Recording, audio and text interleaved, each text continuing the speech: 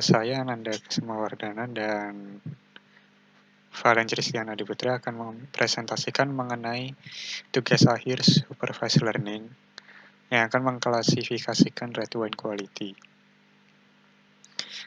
Ya, pertama, kami mengambil data dari Kaggle yang merupakan website yang berisi dataset. Lalu kami mengimpor library yang dibutuhkan. Yang pertama Panda untuk membaca CSV, lalu Seaborn dan Matplotlib sebagai library untuk menunjukkan statistik dan memvisualisasikannya. Lalu kami juga menggunakan library machine learning yaitu sklearn yang digunakan untuk support vector machine.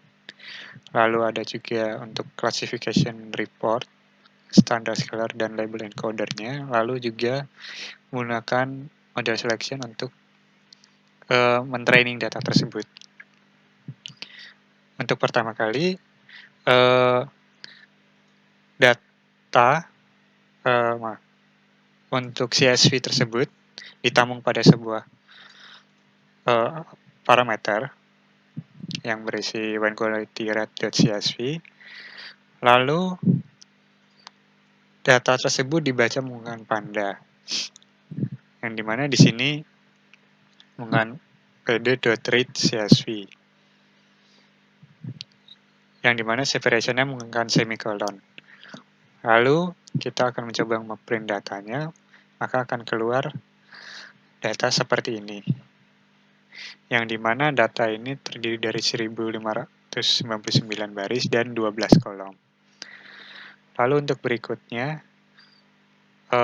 menggunakan dataset.head untuk mengambil 5 data pertama yang ada di CSV tersebut.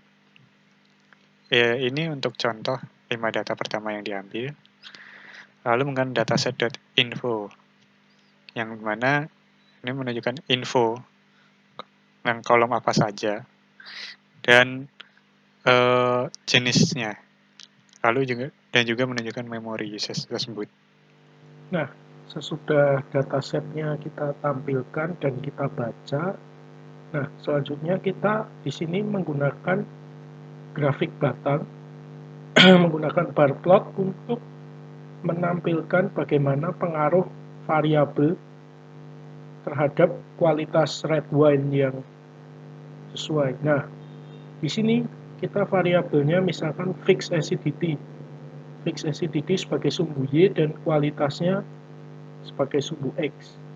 Nah, kita menampilkan ada cukup banyak di sini, jadi masing-masing variabelnya bagaimana pengaruhnya terhadap quality sebagai pengetahuan bagi kita. Nah, misalnya di sini dengan variabel volatile acidity ternyata secara umum wine dengan volatile acidity yang lebih tinggi itu secara umum memiliki kualitas yang rendah. Namun semakin rendah volatile acidity-nya maka secara umum kualitasnya akan lebih tinggi. Seperti itu. Nah, berikut ini kita juga menampilkan variabel-variabel yang lain dan bagaimana pengaruhnya terhadap kualitas red wine-nya. Nah, di sini yang berbeda hanya sumbu Y-nya saja. Sumbu X-nya sama selalu kualitasnya yang ditampilkan. Jadi sebagai informasi bagaimana pengaruh variabelnya secara umum terhadap kualitas. Lalu yang selanjutnya adalah binary classification. Nah, di mana binary classification ini akan digunakan untuk mengklasifikasi apakah wine tersebut jelek ataupun bagus. Yang pertama, kami menentukan dulu nilainya dengan di mana batas nilai tersebut adalah 6,5. Di mana jika di atas 6,5 adalah bagus dan di bawah 6,5 adalah jelek. Lalu membuat juga group name-nya antara bad dan good. Lalu kita juga menggunakan label encoder, yang dimana kita akan menyiapkan datanya terlebih dahulu sebelum dibaca. Lalu juga menggunakan fit transform untuk membaca data tersebut, dan ada juga value counts untuk menghitung dari jumlah datanya tersebut. Lalu menggunakan seaborn juga untuk memvisualisasikan dari statistik tersebut yang dilihat seperti bawah ini.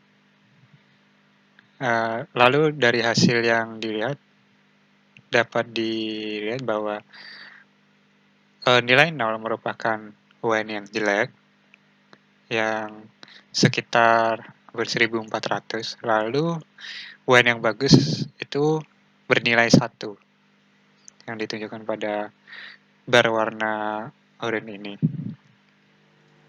Jadi setelah kita melakukan binary classification terhadap wine, mana yang bad dan mana yang good, selanjutnya kita akan melakukan training data. Nah, di sini kita akan melakukan test split. Split ini maksudnya membagi antara data latih dengan data uji. Nah, di sini test size ini menunjukkan proporsi dari data uji, di mana di sini value-nya adalah 0,2, yang berarti data ujinya adalah 0,2 dari keseluruhan dataset.